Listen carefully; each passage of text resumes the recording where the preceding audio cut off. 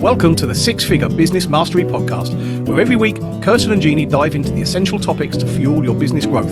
From copywriting to course creation, mindset to video marketing, they've got you covered.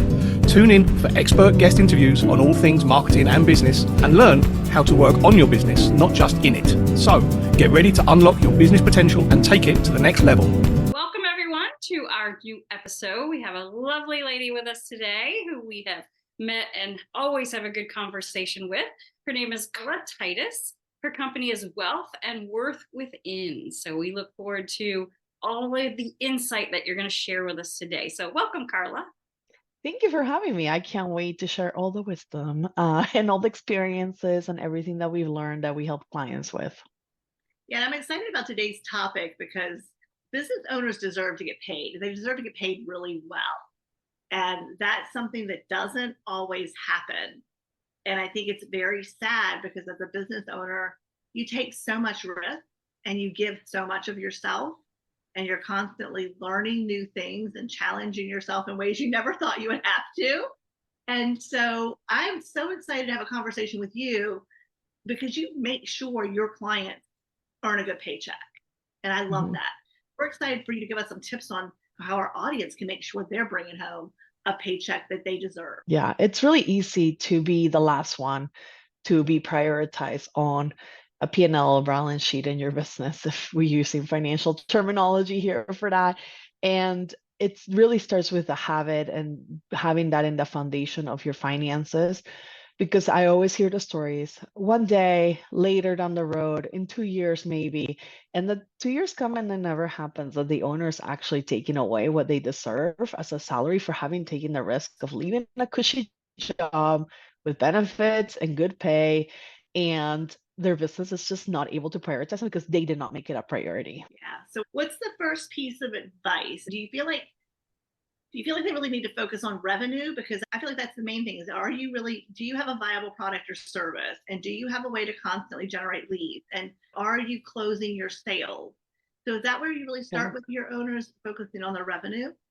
I think that is the piece of the puzzle when it comes to business ownership and growing a company from scratch, that a lot of business owners shy away outside of the numbers, of course, because that's the second one that they don't want to talk about. It's how do you market your business? How do you become more visible? How do you bring in leads into your business and then convert them to sales that turn into cash in the bank? And I think for so long, there is this conversation around a 12-step funnel process, and nothing wrong with that for like certain price point items that maybe are lower that you don't want to touch and be part of that process all the time because you want to make money in your sleep. But when it comes to generating sales and maybe making that process easier for people to give you money, you need to really think about what is your audience or your customer thinking on their journey to paying you, and what value are you adding to their business or whatever product you're selling. How's that adding value that they're willing to exchange money for it? And how do you make that process the simplest, fastest, easy way for them to give you money so that you're not struggling on step number 6 out of 12 and losing people along the way because you've made it so hard for them to give you money? And I see this often because you do all the marketing, you start to be consistent on that, bring on the leads, but you're not converting on the sales. So it becomes really hard because you're putting this 12-step barrier essentially in place for them to take that long to give you money when you could maybe just have a call and then sign them up and have them give you money. And then you start to grow revenue, which is a great first step in validating that you have a solid business offer that people see value in and want to give you money for. The biggest challenge, though, is that call means that they have to sell something. And it's crazy to me that people start businesses and then don't want to sell anything. That's the number one thing you have to do is you have to sell something in order to have revenue coming in. And what tips would you give to someone who they're holding themselves back because they're afraid to ask for the sale? They're afraid to have conversations with people. What advice would you give? Yeah, first of all, if you went into owning a business or you're the business owner, just get really clear that your job is to generate sales. Whether you're good at it, you suck at it, or you like it or you don't. Half of my job every day is to go sell and get new clients in the door. Otherwise, we have no business really, unless you have someone else that's doing that for you in your business and you can afford to pay them to do that and they do it well, and that happens over time. You will suck. It will be terrible. You will do and make every mistake in the book. And you got to get better at it by practicing. The more people you talk to, the more that you listen to what your clients are saying and repeat this back to them to say, hey, I hear your problem and here's the solution I have for it, or how we might be able to help you, meeting the need of the client, speaking their language, and really meeting them where they're at is what's going to allow you to convert those sales into paying clients.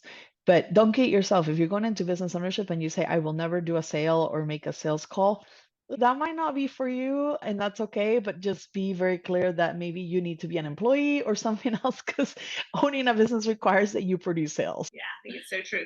And then as far as the business owner, once they start to generate revenue, how often do you see that their expenses are outrageous compared to Often.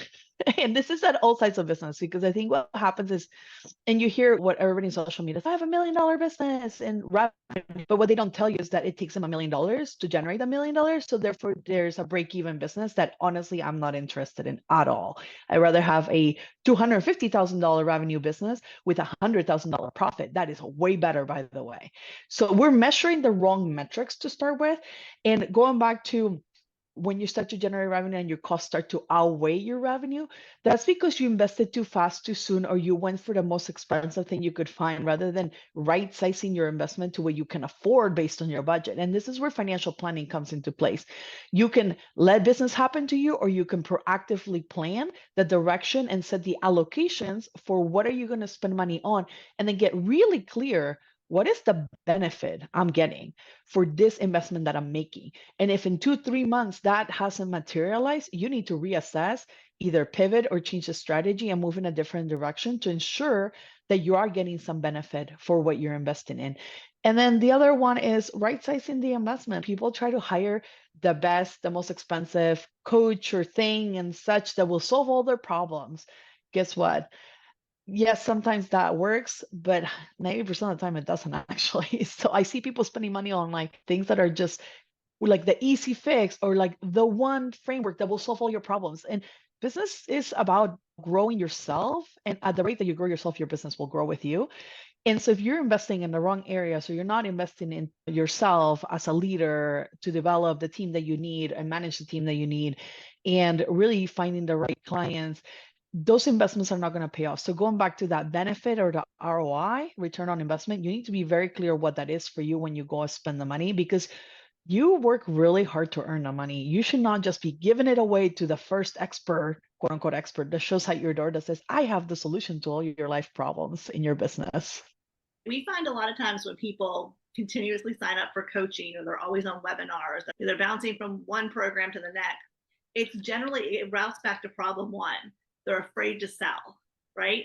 So they would rather stay in the learning phase than to actually get out there and to grow their business. And I get it. It's easier when we don't want to do something. We think, let me spend hours in Canva creating this great post, right? There's always something you can do to avoid the main thing. But it is interesting. Jeannie and I are considering the certification program that she would take. And that was one of the conversations we have to have, is how is that really going to pay off for us? Is it going to save us time? Is it going to save us money? Is it going to make our team stronger and better? Like, how are we going to leverage that into a revenue stream or a time saving stream?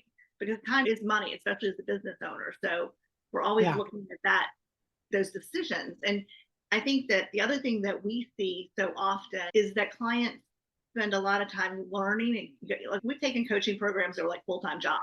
Like, we signed up, this is like a job. And what I think people need to realize is that sometimes it's not that you need to learn more, you need to outsource, right? You need to learn that skill of stepping into the role of CEO and becoming a leader. And I think that's why you're starting to see more and more programs like ours, where it's done for you, done with you, rather than you just learning. Because, you know, I always say, I don't want to spend time learning things I don't want to do, right? Yeah, so who does? It's not the best use of my time. Mm-hmm. And same for Jeannie, like, and we like different things. That's great as far as what we learn. I don't need to know how to edit a video or edit a podcast in order to say what I like and don't like about the edit. And so I think that is something that's really important. It's for business owners to assess, you know, I need to be a CEO. But again, it goes back to having that confidence and wanting to step into that role of CEO and focus on the right things, which are the hard things. The CEO time is the most precious asset you have. You're the one building it. Again, why we're wanting to make sure you get compensated well, right? Because we don't want you to be resentful of your business and quit tomorrow. So if you pay yourself, you're happy, and then you do more work because you know you're going to work a lot. But I think CEO time needs to be protected. And like once a quarter, we do a spring clean on the calendar and then deprioritize all the things that are no longer serving us. And that changes over time because business evolves, the needs change. And we need to reprioritize the things that are right for me to spend my time on that my team can do for me, interview on a podcast, and like make sure that we're bringing in new business into the company. The other piece around that you mentioned, the lack of implementation. Everybody wants to learn all the things, but nobody wants to go do the work.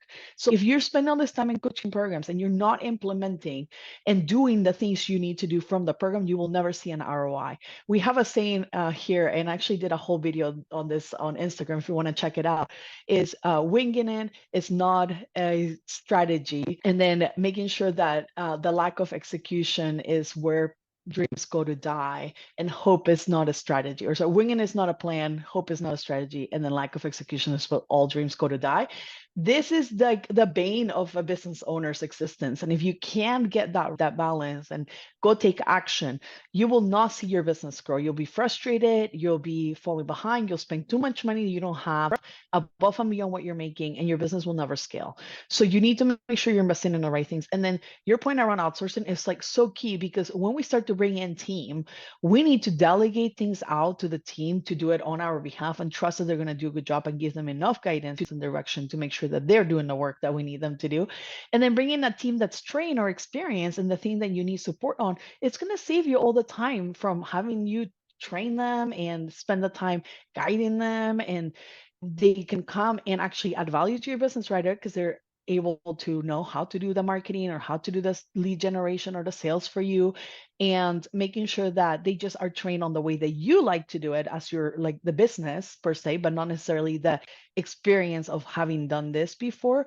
That is super valuable, and you can outsource for pretty cheap and inexpensive ways to start and then grow the team from there. Yeah, I agree. And I think that one of the things that Jeannie and I were both very surprised about was when we first started helping our clients. We were placing virtual assistants with them, and they were seeing things getting done in their business.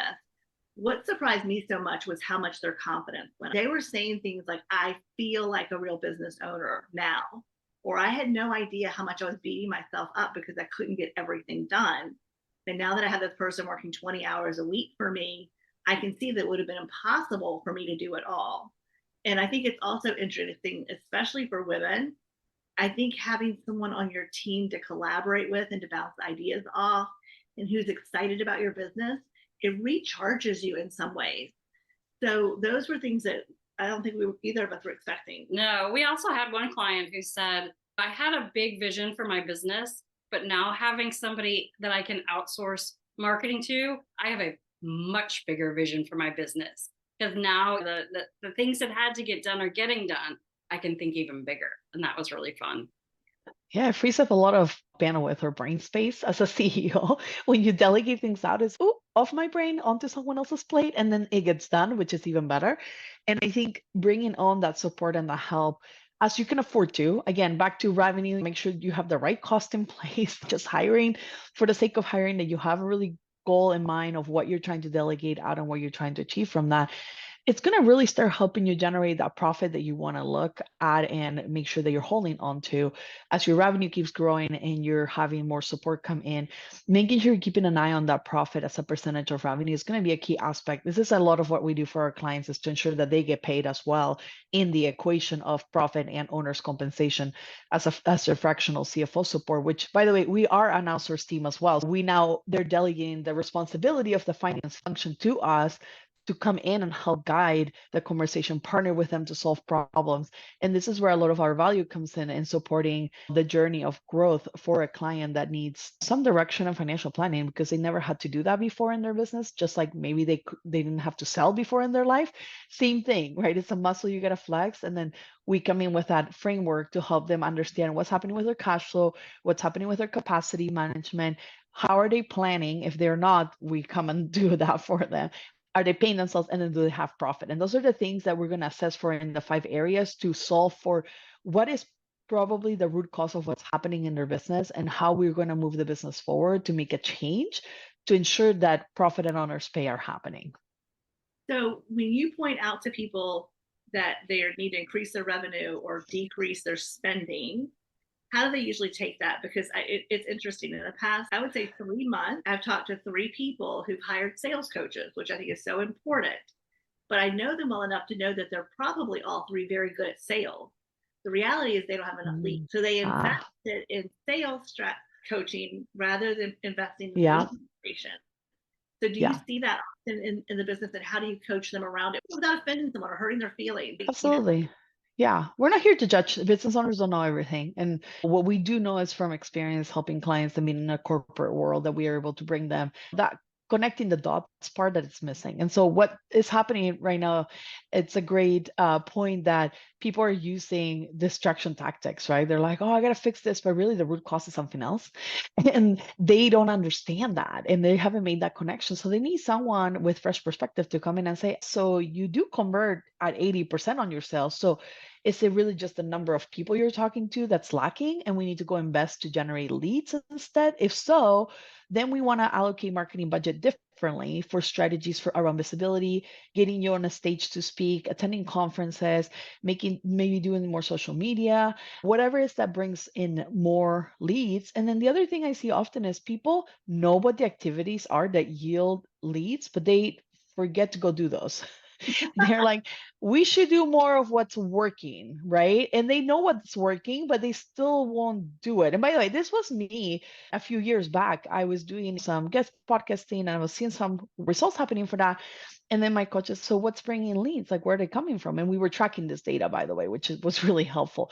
I was like, oh, it looks like they're coming from podcasts. They're like, so why don't you go do more of that? I'm like, oh, and again, we're just so into our businesses. So I'm not the only business owner out there that has totally overlooked the fact of what's working. Let's do more of it, double it, triple down on it. So we hire a person to come and help us with that strategy to go get on more podcasts and do more of that. Obviously, we have other strategies that we use as well. But the takeaway here is that you need to go look at your data, see what's working, and then go do more of it rather than trying to reinvent the wheel.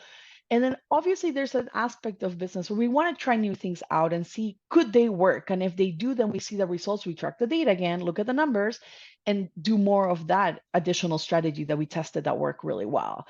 So it's a little bit of trial and error at times beyond like your base foundation, but you got to get that base foundation of marketing down. Otherwise, you will not be growing revenue. And you ask me if clients sometimes are worried when I tell them your costs are too high or go make more revenue. So I'll tell you, my perspective is you can make an unlimited amount of money. So if we can fix for that and just make more revenue, we can then reallocate however we want the expenses. That's fine, but you can only cut back to zero. And then you're back to just doing everything yourself, which is not ideal. So I'd rather you grow the revenue. Let's focus there. What do you need to invest in and do in order to shift the needle to double your revenue even, versus let's cut back $2,000 here and $200 there. And that really doesn't have such a great impact. And it makes you have more pain because now you have to do more with less people. Yeah, I think a lot of people follow that shiny object. Like you were saying, if you've got this and it's bringing in leads, focus more on that, enhance that. Instead of going, oh, but what about those leads? What about those leads? But I could get some more over here. And so I love that you're talking about looking at the numbers and figuring out what is working. Yeah, I think a lot of people get distracted because they are looking for entertaining themselves rather than focusing on the business that's core, that's working, that's bringing the clients, that's paying the bills, because that gets boring. And we all been there. We have businesses that are working well, and you're like, I should try new things. They tell me I need to have 9 revenue streams. I should go create those other 8 ones. And it's do one really well, keep and protect the golden goose. That's why we call it around here. Protect the golden goose, the paying clients, the product that's selling, like protect that. Then you can go have a little play area over here, but not at the expense of breaking the one that's working. Again, protect the golden goose, then go try some new things and maybe expand further to one more revenue stream, test it out, do a minimum viable product, small, scale experiment. Even if it works and the data shows it works, then go do more of it and then generate that second revenue stream. Now you got 2 golden goose eggs that we're going to protect. And then we go from there, but not go try to build 9 revenue streams and then the one that was working goes away because you're distracted with the other 8. That's what I see often with business owners. Shiny object syndrome, which we all have it, by the way. I have to get my team to help me to stay focused on the things that matter. And yes, I still have a little sandbox Carla gets to play in as well, just like any other business owner who gets bored and wants to have some creative outlets. I am telling you right now, we are stealing Protect the Golden Goose. That I do love that. We'll give you full credit for it, but I love Protect the Golden Goose. Yes. Yeah. It, So easy and to I get love that distracted. visual.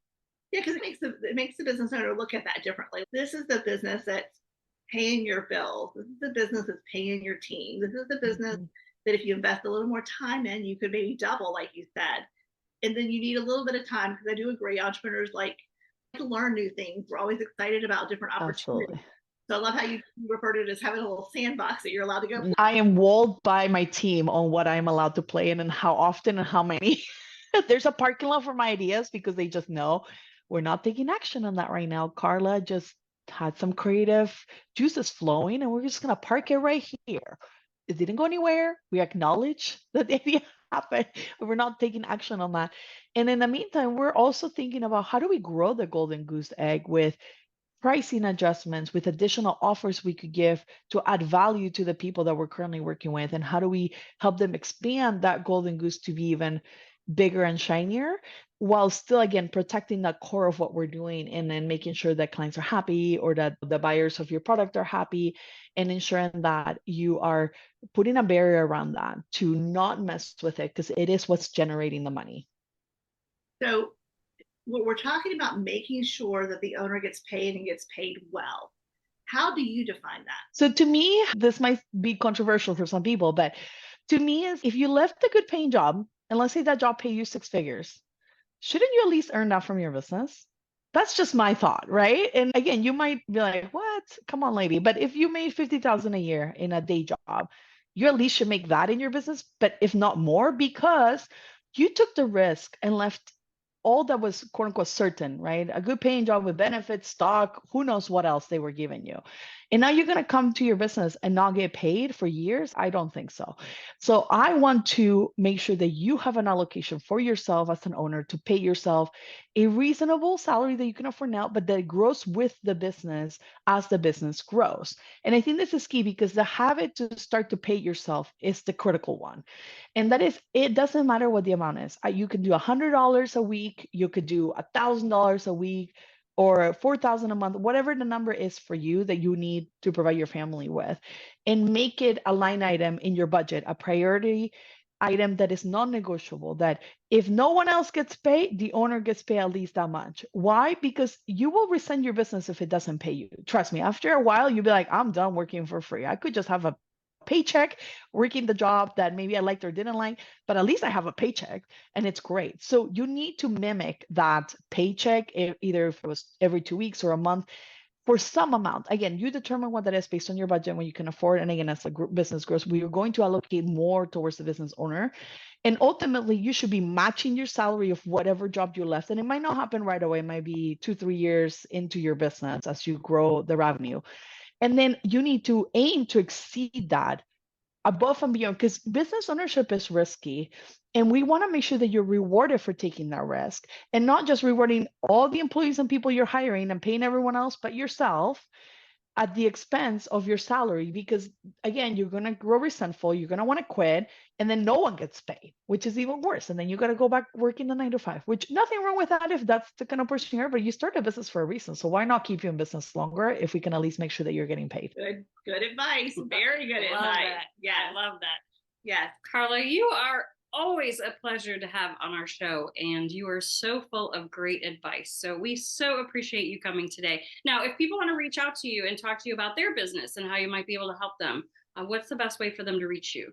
Yeah, they can check us out on our website at wealthworthwithin.com. There's a contact page if you want to set up a call to talk about how we might support you as a fractional CFO.